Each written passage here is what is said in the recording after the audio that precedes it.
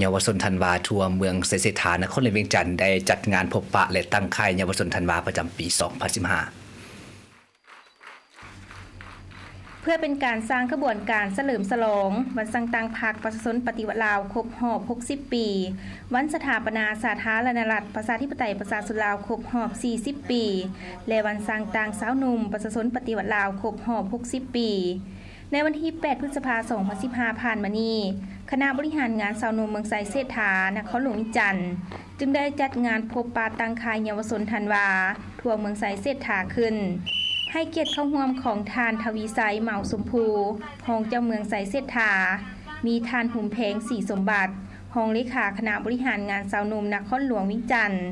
มีคณะพักเมืองหัวหน้ารองการอำนวยการโรงเรียนครูอาจารย์รับผิดชอบเวียกงานเยาวชนสมาชิกเยาวชนทั่วเมืองไซเศรษฐาเข้าร่วมท่านผู้วิสัยศรีสุพรรณทองว่าการเลขาคณะบริหารงานสาวหนุ่มเมืองไซเศรษฐาได้กล่าวว่าการตั้งค่ายเยาวชนธันวาของเมืองไซเศรษฐาในครั้งนี้เป็นครั้งที่ใหญ่กว่าทุกๆปีเพราะว่ามีน้องๆนักเรียนทางภาครัฐและเอกชนเข้าร่วม26กว่าโรงเรียนมีนักเรียน924น้องหญิง443กว่าน้องในนั้นน้องนักเรียนได้ร่วมกันเล่นกิจกรรมต่างๆเช่นการแข่งขันการตั้งค่ายของเยาวชนเดินแบบของกองเยาวชนธันวาไปตามเสียงเพลงปฏิวัติกิจกรรมถามตอบความรู้รอบตัวแล่นไทยแล่นสามขาและดึงเชือกนอกจากจะเป็นการนำหับตอนวันสำคัญของพรรคของศาสตร์แล้วยังเป็นการกระตุกสุญญูให้บรรดาคณะสาวหนุ่มครูอาจารย์ที่รับผิดชอบเวียกงานเยาวชน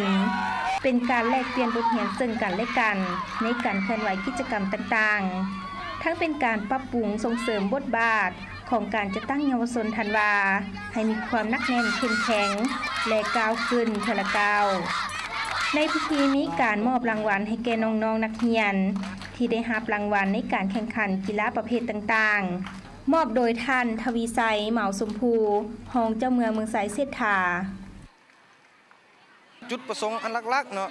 ที่ว่าเฮาอยากให้นักเรียนได้จากการกิจกรรมนี้มันมีอยู่3จุดประสงค์หลัก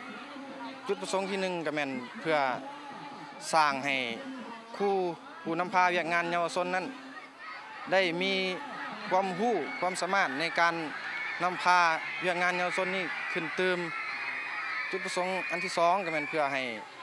แต่ละโรงเรียนได้พบปะแลกเปลี่ยนบทเรียนในการชี้นำพาเวียกงานเยาวชนนี้ให้นักแน่นขึ้นเติมอันหลักๆและแม่น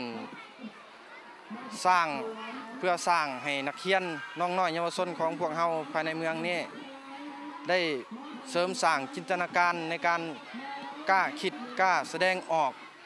ในพรสวรรค์ของพวกน้องน้อยในความสามารถเลยได้พบปะแลกเปลี่ยนคบหากับหมู่ครูในกว้างขวาง